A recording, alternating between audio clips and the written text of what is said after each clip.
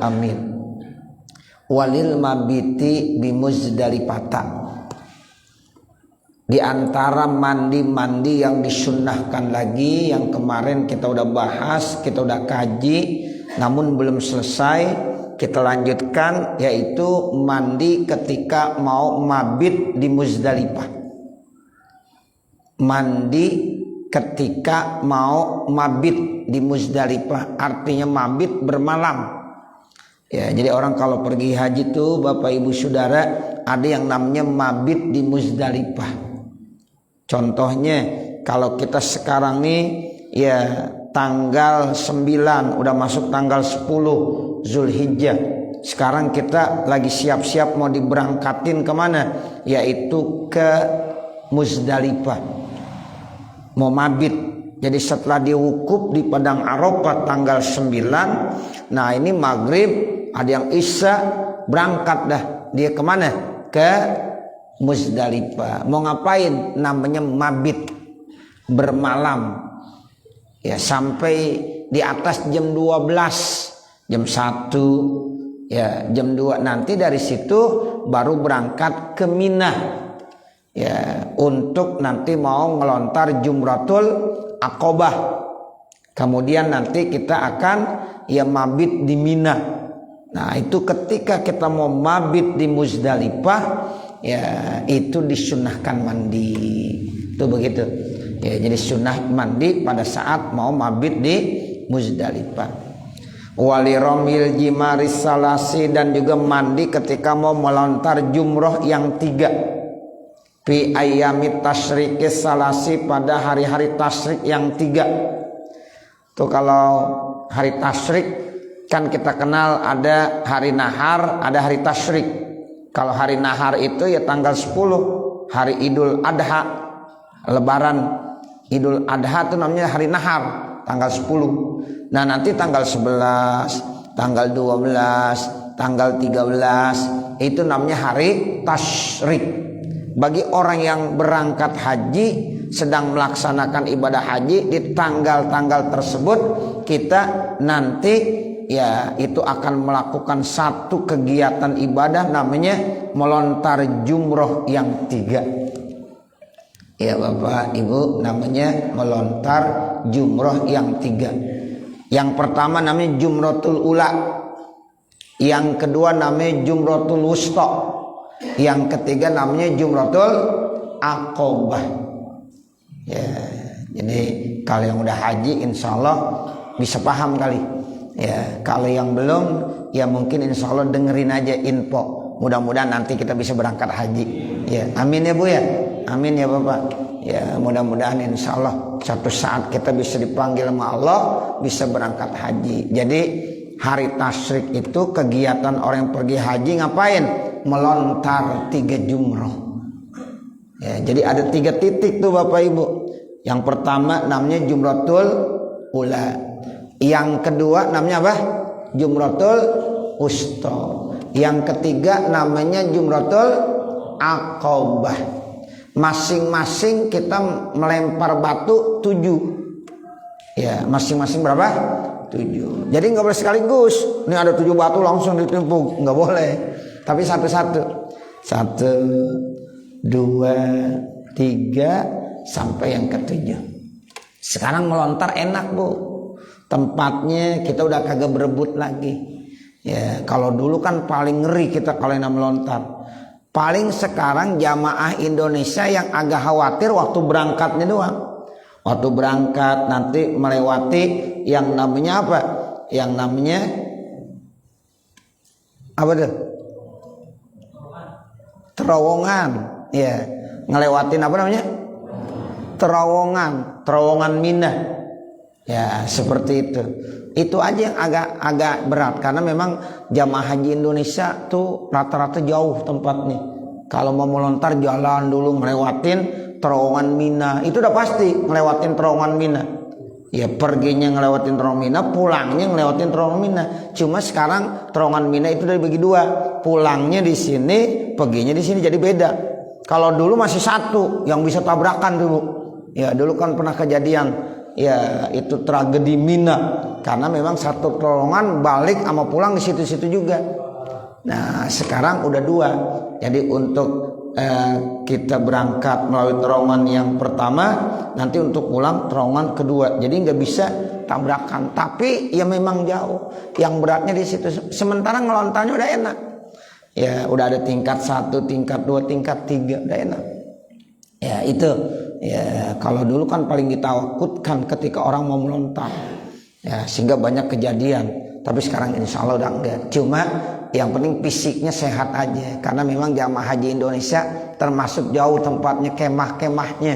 Dari kemah Mina mau melontar ya ke titik-titik ya baik yang namanya Jumratul Ula, Jumratul Wusta, Jumratul Aqobah, itu memang cukup jauh. Makanya kenapa ya tahun ini dibatasin untuk usia di atas 65 tahun belum boleh, di bawah 65 karena memang kondisi habis Covid ya, jadi harus di bawah usia 65. Yang di atas 65 tahun ini mestinya berangkat, gagal berangkat. Makanya ada yang istrinya usianya 60, suaminya 66, istrinya berangkat, suaminya tidak berangkat. Begitu Bu, sekarang ada. Ya, jadi suami kemudian usianya udah 66, istrinya baru 63. Ya, 63 berangkat. Ya, yang 66 enggak berangkat. Nah, begitu. Nah, ini terkait ya sekarang ada ya istilahnya persyaratan. Ya mudah-mudahan tahun yang akan datang kagak ada lagi persyaratan begitu. Pokoknya semua dah mau usia 70, 80 ya silahkan berangkat. Mudah-mudahan begitu ya Bapak Ibu. Nah seperti itu. Jadi ada yang namanya hari tasyrik. Hari tasyrik itu 3, tanggal 11, tanggal 12 sama tanggal 13 bulan Zulhijjah. Tuh kalau kita tuh masih boleh korban tuh. Kan korban itu ya pertama hari naharnya tanggal 10. Nah, hari tasyriknya tanggal 11. Ya terus tanggal 12, tanggal 13 itu masih boleh kita berkorban. Ya, jadi jumlah hari-hari korban itu ya dari tanggal 10 sampai 3 hari tasyrik. Jadi jumlahnya semuanya 4 hari.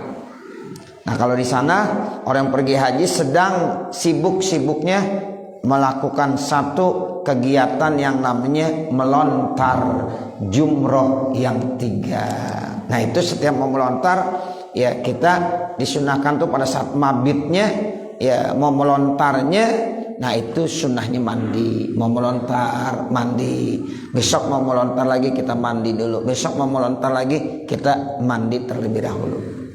Fayaghtasilu maka mandi siapa seseorang lirami kulli yaumin untuk melontar setiap harinya minha dari hari-hari tasyrik yang 3 ghuslan sebagai satu mandi yang disunahkan. Amma ramyu jumratil aqobati adapun melontar jumratul aqobah fi yaumin nahri pada hari nahar fala yaghtasilu lahu maka tidak disunnahkan mandi siapa seseorang lahu terhadap yaitu ramyu jumratil aqobah liqurbi zamanihi karena dekat waktunya min ghuslil wuqufi dari mandi wukuf. Jadi kalau kita mau jumratul aqobah itu tidak disunahkan mandi. Kenapa? Karena dekat dengan mandi wukuf. Ya, karena dia baru aja wukuf. Sementara wukuf disunahkan mandi. Wukuf itu tanggal 9. Tanggal 9 wukuf. Nah, ketika mau jumratul aqobah ya itu tidak disunahkan lagi mandi karena qarib, karena dekat. Ya, jadi baru mandi pengen mandi lagi enggak perlu. Nah seperti itu ya, jadi yang namanya jumratul aqobah dilaksanakan kapan? Yaitu pada hari nahar tanggal 10 ya, tanggal 10. Sementara kalau wukuf di padang Arafah kapan? Tanggal 9 ya. Jadi kalau jumratul aqobah tanggal 10-nya hari nahar, kalau wukuf di Arafahnya tanggal 9. Wal ghuslu litawafi, kemudian mandi karena pengen tawaf. As-shadiq, yang benar, bitawafi kudumin, yaitu tawaf kudum, wa ipadatin, dan tawaf ipadah, wa dawain, dan tawaf wada. Ini tawaf ada 3. Setiap kali kita mau tawaf disunnahkan mandi terlebih dahulu. Baik tawaf kudum, tawaf yang kita baru datang tuh, ya, kemudian kita tawaf namanya tawaf kudum. Yang kedua tawaf ipadah. Tawaf ipadah itu tawaf rukun haji, namanya tawaf ipadah. Kemudian yang ketiga tawaf wada. Tawaf wada itu tawaf pamitan. Ketika kita mau meninggalkan kota Mekah, maka kita tawaf, namanya tawaf wada. Nah, 3 itu disunahkan mandi. Mau tawaf kudum sunnah mandi, mau tawaf ipadah sunnah mandi, mau tawaf wada sunnah mandi. Ya, jadi ini macam-macam yang namanya tawaf gitu. Kalau tawaf wada hukumnya wajib. Ya, bagi perempuan yang mau meninggalkan kota Mekah, udah selesai ibadah haji umrah mau pulang, dia disunahkan ya untuk mandi kemudian tawaf wada. Kalau dia lagi haid berarti uzur, boleh kagak tawaf wada. Tapi bagi orang laki-laki itu mesti tawaf wada, karena tawaf wada hukumnya wajib.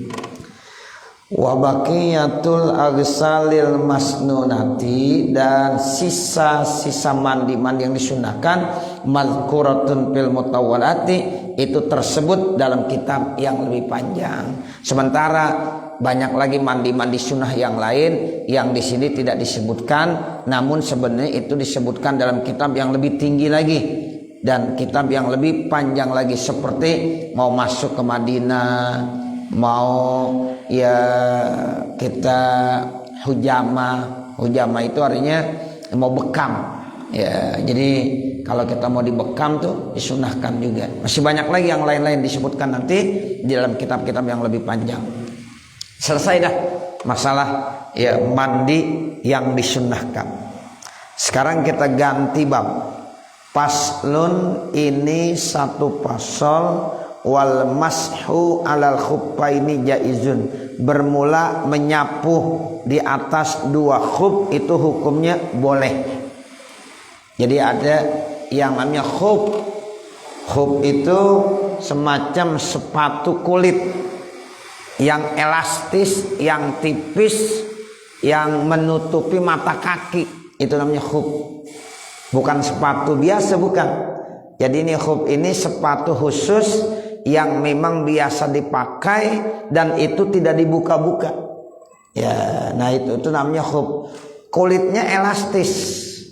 Jadi dipakai sujud bisa, ya dipakai ruku bisa, jalan kemana-mana bisa. Nah nanti itu boleh dipakai dan tidak perlu dibuka saat berwudu, tinggal diusap aja tuh sepatunya. Ya, itu sepatu tinggal diapain? Diusap. Namanya mashul khuffain.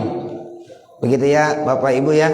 Namanya mashul khuffain, menyapu 2 sepatunya yang terbuat dari kulit yang memang sampai menutupi mata kaki, dan itu dia tidak kena air. Ya, jadi ya tahan air. Jadi nanti tinggal diusap aja. Jadi kakinya nggak perlu dibasuh pada saat berwudu, tapi boleh dengan persyaratan-persyaratan secara khusus.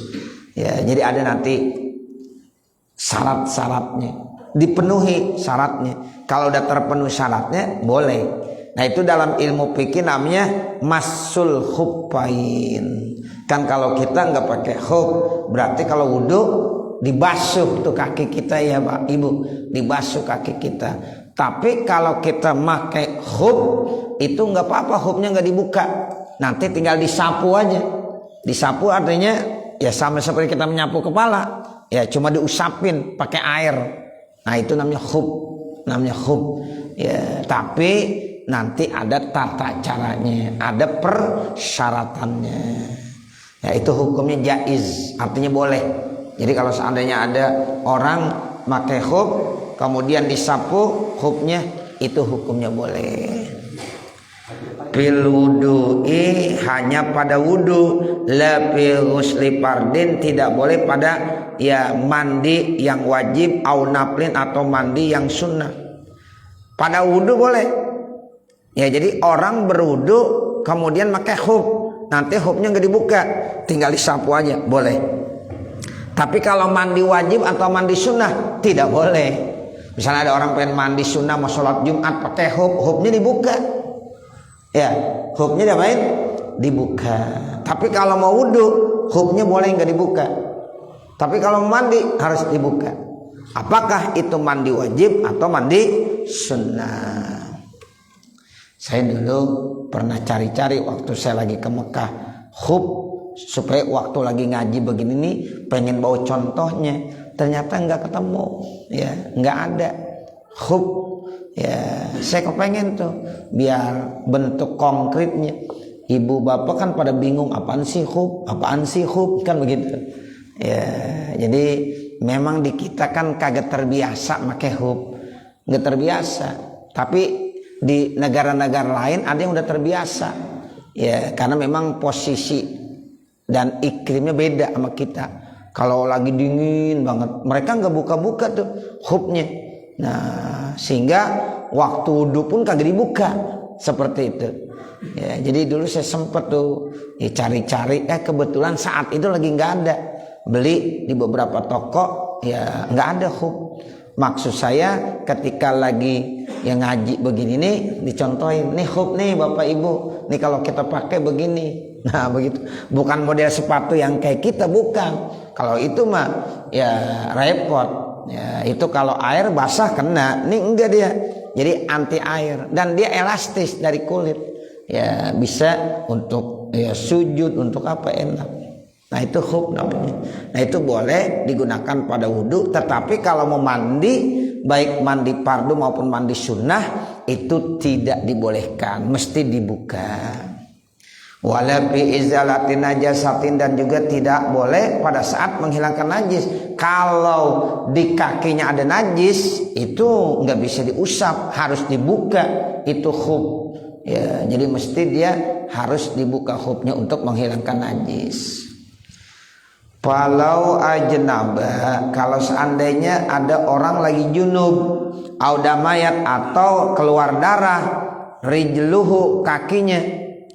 Ada orang junub punya hadas besar atau kakinya berdarah, fa'aradal masha, maka dia kepengen ngusap khuf badalan sebagai gantian ghuslir rijli, daripada membasuh kakinya, lam yajuz, maka enggak boleh. Ya, jadi ketika ada orang punya hadas besar kemudian mau mandi, kemudian ya saat mau mandi khufnya enggak dibuka, nanti waktu kakinya disapu aja itu kagak sah, nggak boleh. Jadi mesti diapain? Dibuka khufnya.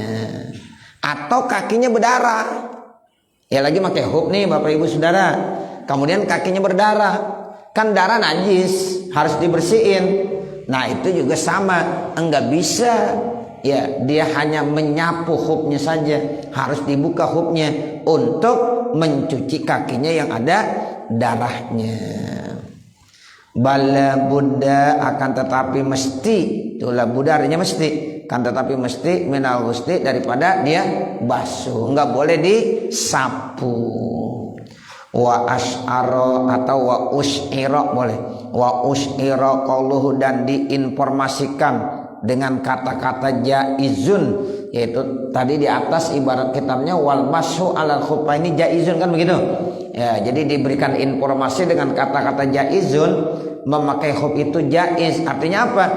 Anna ghuslar rijlaini, bahwasanya membasuh dua kaki afdalu, lebih afdal minal mashi, daripada menyapu. Jadi karena dibilang jaiz itu hanya boleh. Nah kalau mana lebih afdal, membasuh dua kaki pada saat berwudu atau menyapu khuf pada saat berwudu? Lebih bagus membasuh dua kakinya. Ya, jadi lebih bagus begitu, dicopot. Tapi kalau di mau masah, mau menyapu, itu boleh saja. Wa innama yajuzu masul khuffaini, dan sesungguhnya boleh menyapu dua khuf, la ahaduhuma, tidak boleh salah satu daripada keduanya, pakot saja. Jadi makai khuf dua-duanya, menyapu ya dua-duanya. Jangan cuma satu doang, satu disapu, satu dibasuh. Ya enggak boleh. Ya, jadi dua-duanya harus ya disapuhnya. Illa ayyakuna faqidal ukhra, kecuali kalau memang keluputan salah satu dari dua kakinya. Orang punya kaki cuma satu, ya berarti kan pakai hubnya satu apa dua? Ya satu, orang kakinya ada satu, ya berarti ini boleh pakai satu aja. Tapi kalau kakinya ada dua, yang dipakai hub satu doang, satu dibasuh, itu tidak sah, tidak memenuhi persyaratan. Nah, syaratnya apa? Boleh memakai khuf bisalah sati syara itu, dengan 3 syarat. Jadi ada 3 syarat Bapak Ibu. Kalau udah dipenuhi 3 syarat ini, maka boleh dia masul khuffain. Yang pertama ayat tadi'ah, yaitu dia memulai, siapa Aisyah seseorang, lubsahuma, menggunakannya dua khuf, ba'da kamali toharati, setelah sempurna toharohnya, berwudunya. Syarat kita boleh pakai khuf kalau kita wudunya udah sempurna. Jadi sebelum kita pakai khuf, ambil air wudu dulu, ambil air wudu sempurna. Udah sampai kita basuh kaki yang kanan yang kiri, udah selesai, baru kita pakai khuf. Ya Bapak Ibu ya. Ya. Jadi kalau kita pengen pakai khuf yang sah, nah kita harus punya wudu dulu. Sempurnakan wudu dulu. Ya, kita wudu dari mulai membasuh muka sampai membasuh 2 kaki. Nah, kalau udah selesai wudu, baru kita gunakan 2 khuf tersebut. Nanti kalau batal, berarti boleh kita wudu, itu khuf enggak perlu diapain? Dicopot. Sehingga nanti pada saat membasuh kaki cukup dengan menyapu khufnya saja. Ya, menyapu apa? Menyapu khufnya saja. Paham ya Bapak ya? Ya, seperti itu. Ya, jadi ya ini syarat yang pertama. Jadi syarat yang pertama ayat tadi asasu lubsahuma. Ya, seperti itu. Jadi persyaratannya yaitu sebelum dia menggunakan khuf, ya dia harus ya punya wudu secara sempurna. Ya, dia harus punya wudu secara sempurna. Kalau belum wudu enggak boleh. Jadi harus wudu dulu secara sempurna. Palau ghasala rijlan, kalau seandainya ada orang membasuh satu kakinya, wa albasaha, kemudian dia menggunakan khuf, ya khuffah tuh. Jadi abis dia basuh satu kakinya, misalnya kaki kanan, lalu dipakaikan khuf, summa fa'ala bil ukhra, kemudian dibasuh lagi kaki kirinya, baru dimasukin lagi khuf, kazalika. Nah itu kalau begitu bagaimana? Lam yakfi, enggak boleh. Kita wudu nih Bapak Ibu, kemudian pas banget pada saat kita membasuh kaki kanan udah selesai, khuf kita pakai, kemudian kita basuh lagi kaki kiri, khuf kita pakai lagi, itu kagak boleh. Kenapa nggak boleh? Karena wudunya belum sempurna. Kan tadi syaratnya harus wudunya sempurna. Jadi kalau pengen sempurna bagaimana? Basuh yaitu kaki kanan, basuh kaki kiri, selesai wudunya, baru pakai khuf. Sekarang baru basuh kaki kanan, udah dipakai khufnya. Kemudian basuh lagi kaki kiri, baru ya dipakaikan khufnya, itu kagak boleh. Ya, karena wudunya belum sempurna.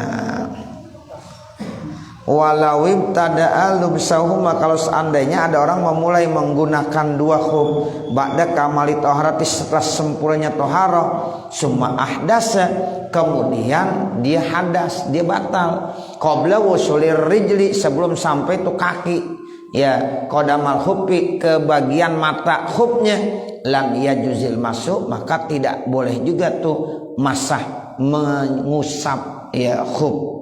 Sekarang kita udah wudu nih Bu, Bapak, Saudara, sempurna udah. Ya, pas banget baru mau masang khuf, batal. Ya nggak boleh. Ya berarti harus wudu lagi secara sempurna. Ya mestinya ya dibatalnya nanti kalau udah dia makai khuf secara sempurna semuanya. Baru makai satu khuf, kemudian makai yang kiri, ya pas banget lagi mau makai dibatali kentut. Ya udah berarti ini tidak sah makai khufnya, diulang kembali, harus wudhu lagi secara sempurna. Nah selesai sempurna baru dipakai khuf yang kanan, kemudian dipakai lagi khuf yang kiri, selesai. Nah baru batal.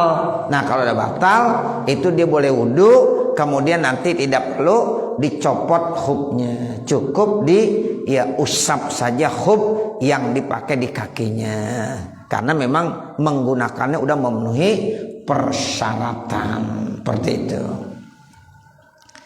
Wa ayyakuna ayil khufani, dan syarat yang kedua bahwasanya dua khuf tadi, dua sepatu kulitnya, satiraini, ya dua-duanya menutup lima hali ghusnil fardi, bagi tempat ya basuhan yang wajib. Mana basuhan yang wajib? Minal qadamain, dari ya itu lapak kaki sampai mata kaki. Sebab kan anggota wudu kaki itu kan ya sampai mata kaki. Itu mata kaki itu termasuk wajib dibasuh. Nah itu syaratnya khuf harus menutupi semuanya sampai mata kaki. Kalau kita punya sepatu kan nggak sampai mata kaki ketutup. Nah itu kalau khuf sampai mata kaki, atas mata kaki sini nih Bapak Ibu, ya sampai sini. Nah itu syaratnya harus menutup bagian-bagian yang wajib dibasuh pada ya anggota kaki. Mana yang wajib dibasuh? Nah ini kodam sampai dua mata kakinya. Nah itu kalau kita wudhu kan tuh mata kaki wajib diapain? Wajib dibasuh. Ya, nah itu ketika kita pakai khuf maka itu harus menutup semuanya. Wal muradu bisatirihuna, yang dimaksud dengan satir di sini, yang menutup di sini al-ha'il. Al-ha'il artinya yang bisa menghalangi la mani ar-ru'yah, tidak menghalangi lihat. Yang penting air nggak masuk. Kalau dia transparan bisa kelihatan masih nggak apa-apa. Misalnya mata kakinya masih kelihatan gitu karena kulitnya sangat lembut dan transparan, itu boleh, nggak apa-apa. Yang penting air nggak masuk, gitu ya Bapak Ibu. Yang penting itu tidak masuk air. Tapi kalau mani ar-ru'yah tidak menjadi persyaratan. Kan bisa aja kulitnya transparan sehingga mata kakinya tetap bisa kelihatan. Nah itu masih bisa. Ya, tapi air nggak bisa masuk ke bagian kaki tersebut karena memang khufnya itu bisa menghalangi masuknya air. Nah itu yang dimaksud la mani ar-ru'yah begitu. Wa ayyakuna satru, dan hendaklah yang ditutup. Jadi itu tertutup mata kakinya. Wa min jawanibil khufain, dan juga dari sisi-sisi khuf, la min a'laha, tidak dari atas keduanya. Kalau kelihatan mata kakinya dari atas itu nggak apa-apa. Tapi yang kagak boleh dari sisi-sisinya, nggak boleh kelihatan. Kalau dari atas tidak apa-apa. Sama juga kita nutup aurat. Kalau nutup aurat, kalau kelihatan aurat kita dari bawah itu nggak batal sholat kita. Contoh, ada orang sholat di atas, ya kebetulan kita ngelihat dari bawah, ya auratnya kelihatan. Itu kira-kira sholat yang lagi di atas itu sah nggak? Sah. Yang salah yang ngelihat dari bawah. Ya lu ngapain ngelihat? Nah begitu. Dia mah bener udah. Tapi kalau dari atas nggak boleh.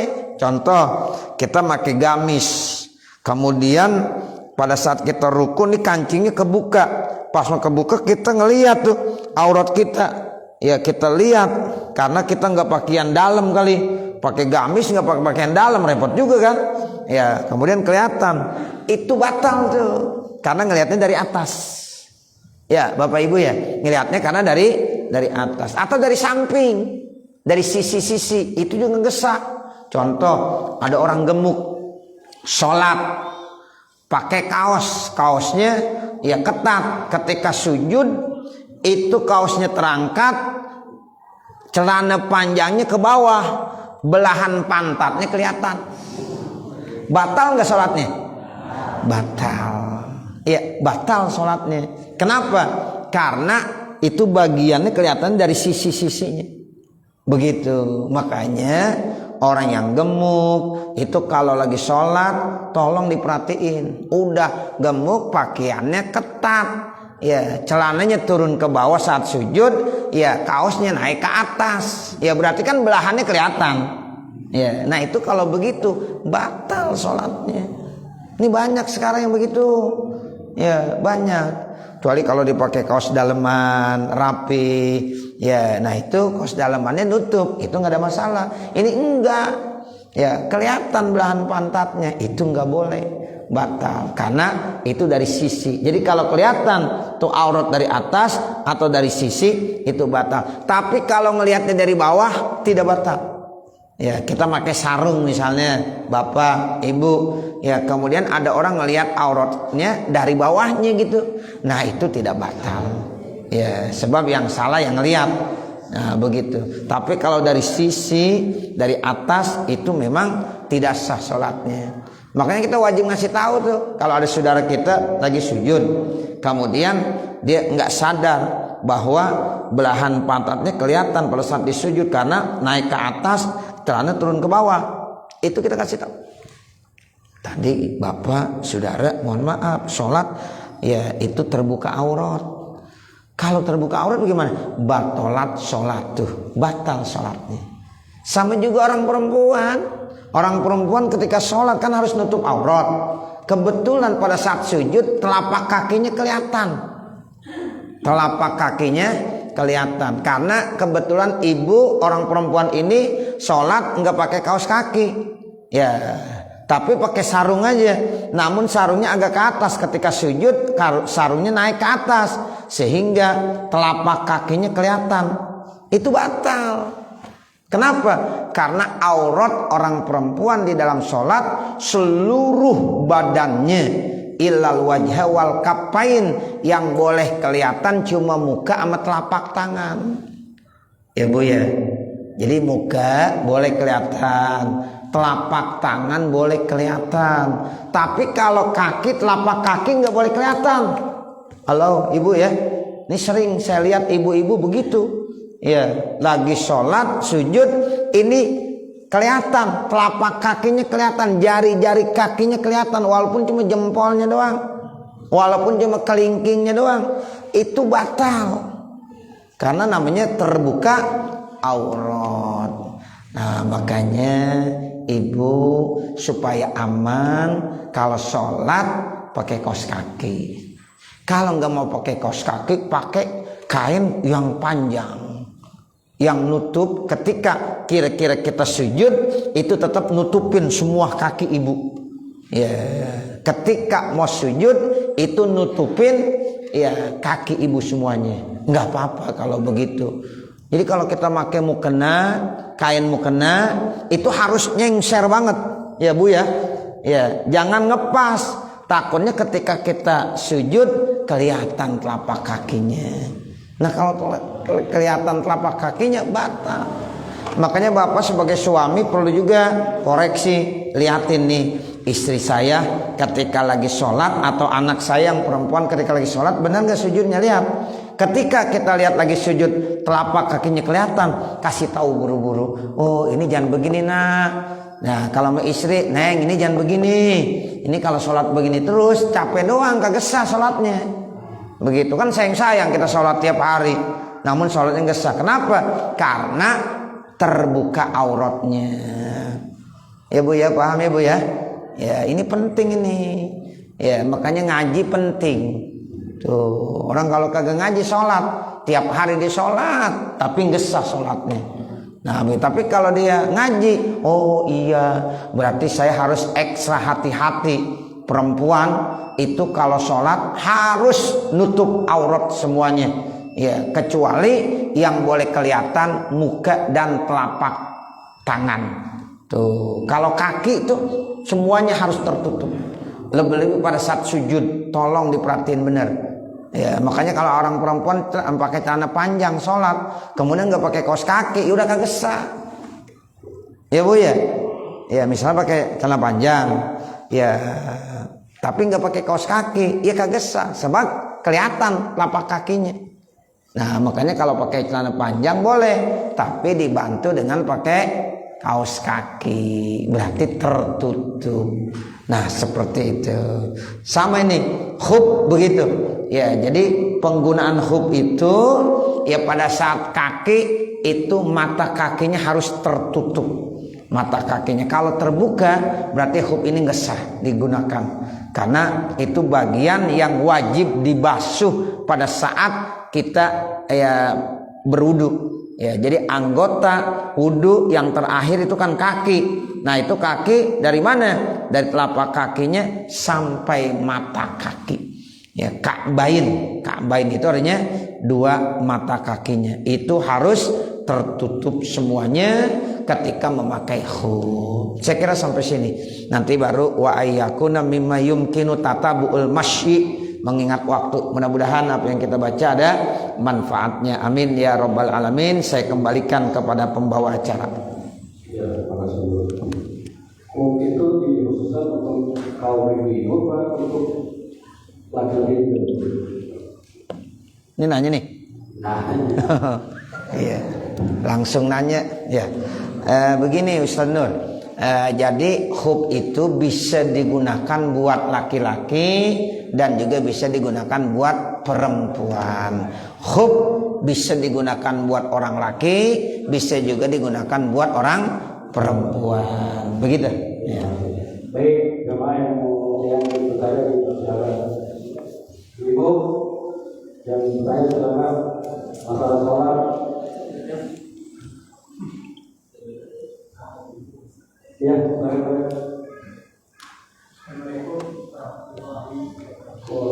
Waalaikumsalam warahmatullahi.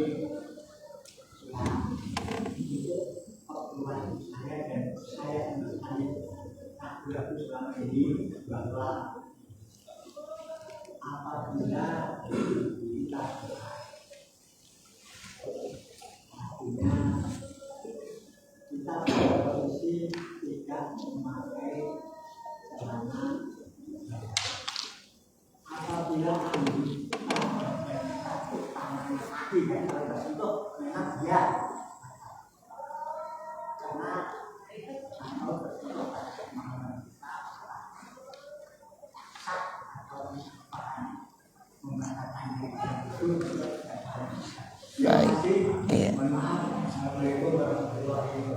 Waalaikumsalam. Pertanyaan ini enggak jorok ya. Ini masalah ibadah. Perlu ditanya. Ya, perlu ditanya. Enggak apa-apa, bagus. Ya. Jadi begini Bapak Ibu, kalau seandainya ada seorang, contohnya orang laki dah gampangnya. Ada orang laki sholat, ya, dia pakai sarung, tapi enggak pakai celana dalam. Ya, enggak pakai celana dalam. Sah enggak? Ya. Sah sholatnya.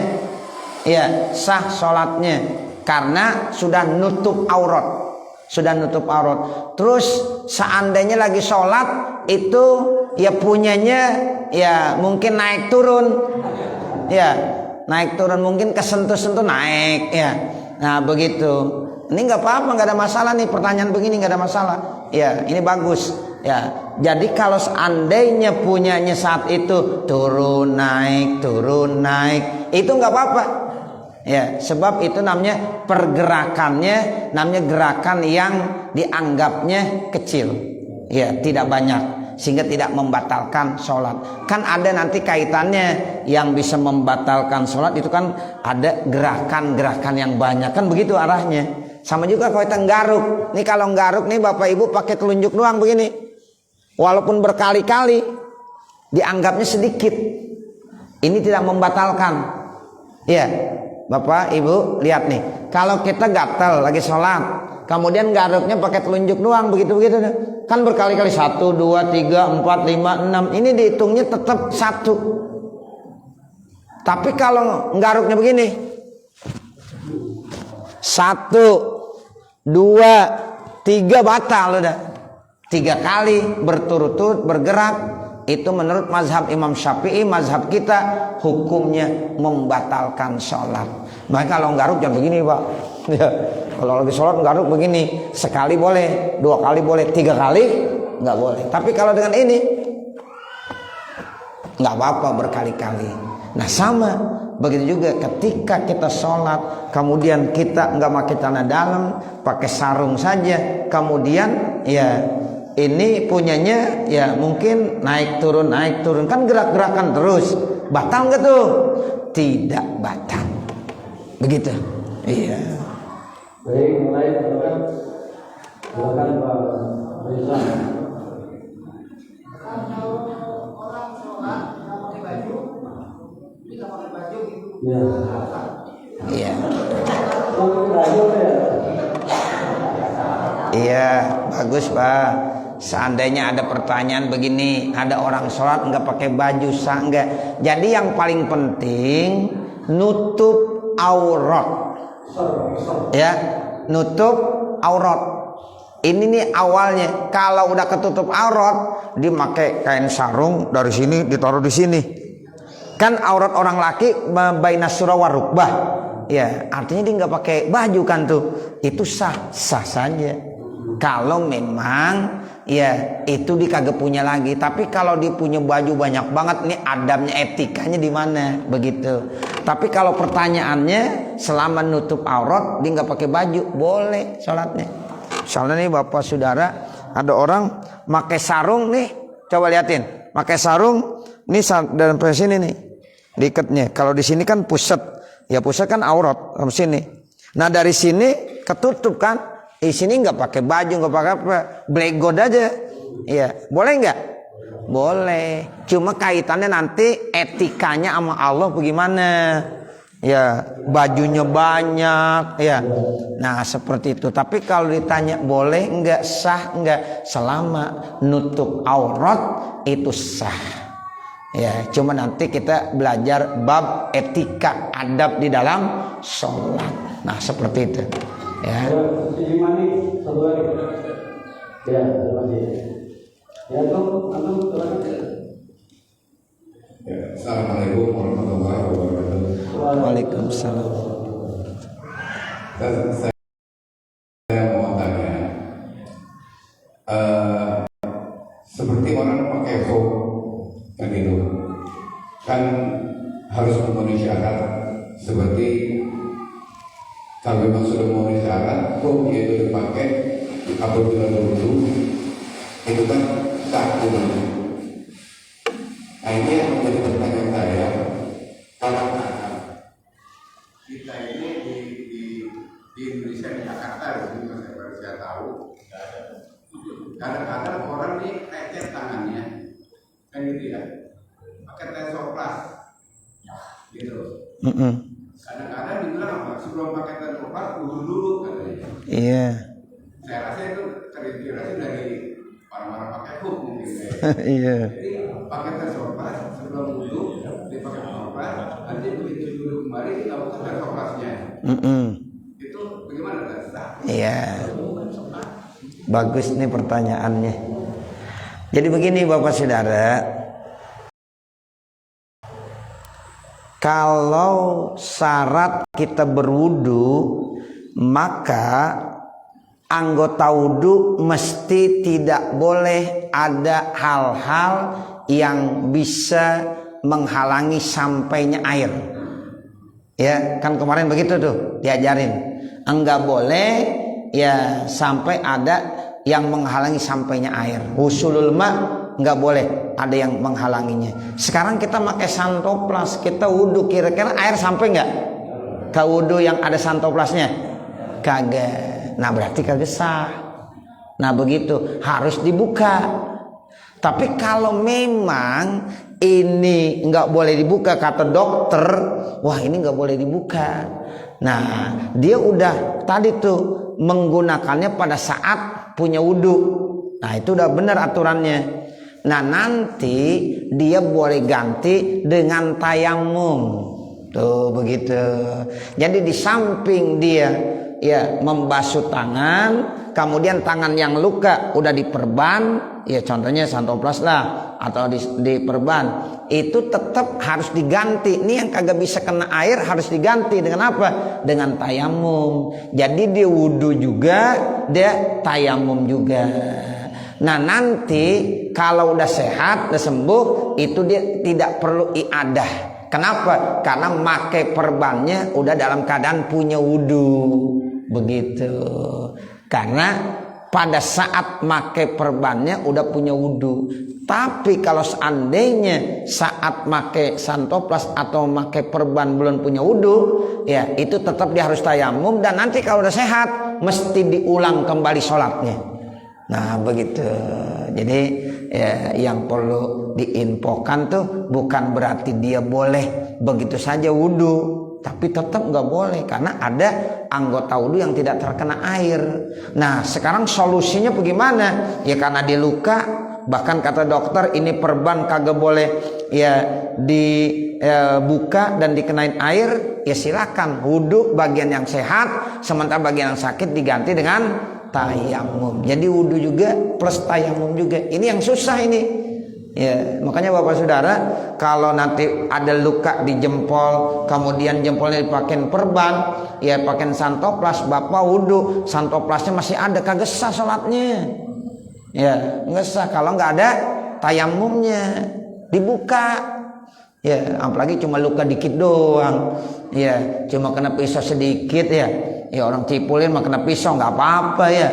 Nah begitu. Ditaruhin santoplas, wudu kagak dibuka-buka. Ini kagak sah karena nggak kena air wudu.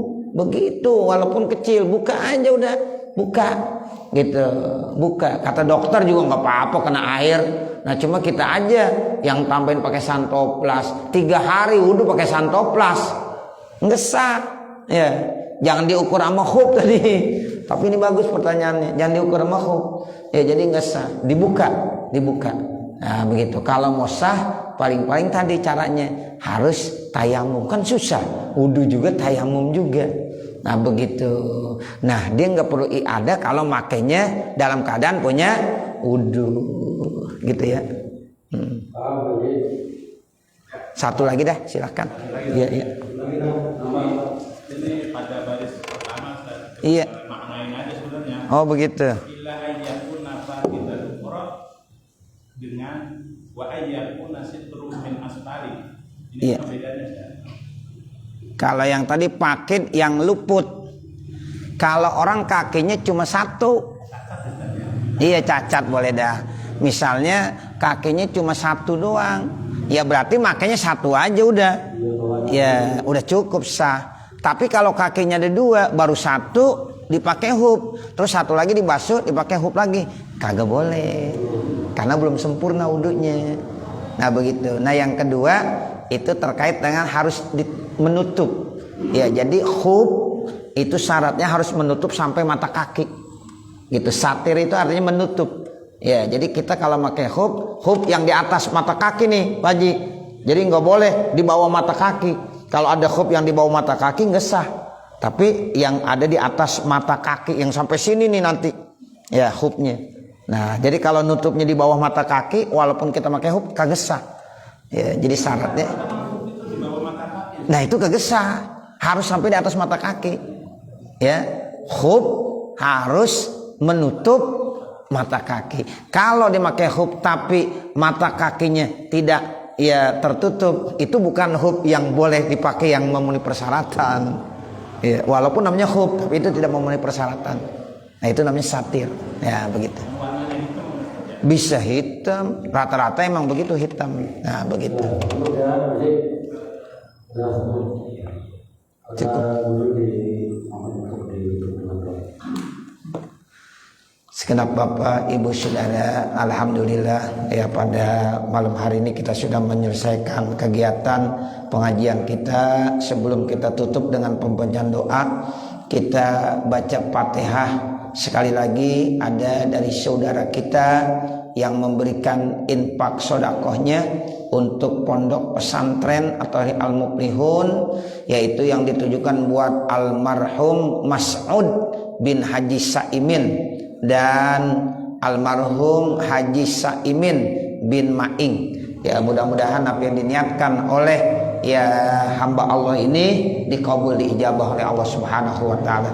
Begitu juga ya niat-niat Bapak Ibu yang setiap ya minggu, setiap bulan memberikan infak sedekahnya, mudah-mudahan dikabulkan oleh Allah Subhanahu wa taala. Mudah-mudahan Allah ganti dengan rezeki yang lebih banyak dan lebih berkah lagi.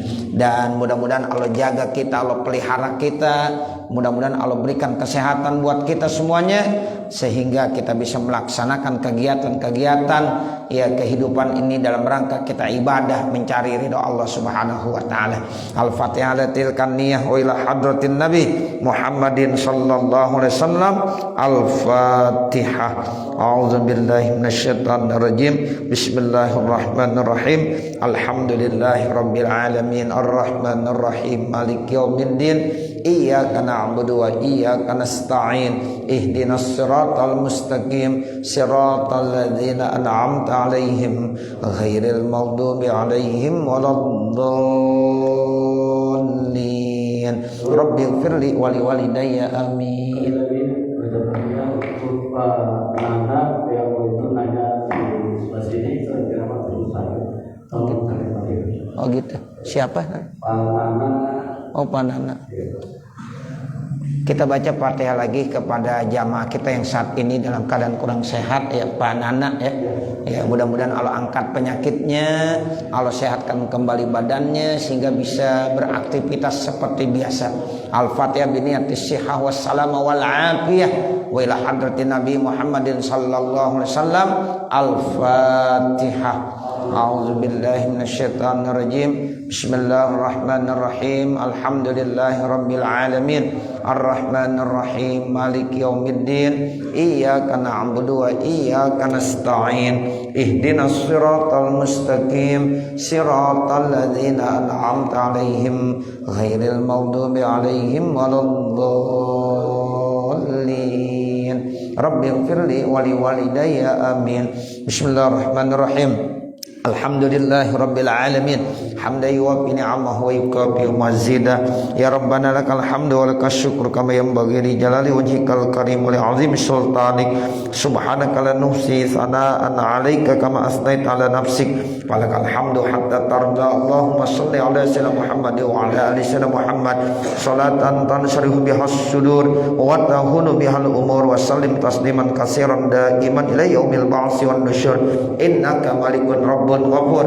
Allahumma ighfir lana dhunubana wa liwalidina wa limasyayikhina wa limuallimina wa liman lahu haqqun alaina wa liman ahabba wa asra ilaina wa lil hadirina wa likaffatil muslimina ajma'in. Allahumma inna nas'aluka tuqa wal huda wal afafa wal ghina.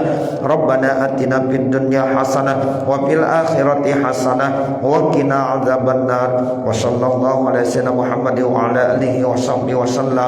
Walhamdulillahi rabbil alamin. Wassalamualaikum warahmatullahi wabarakatuh.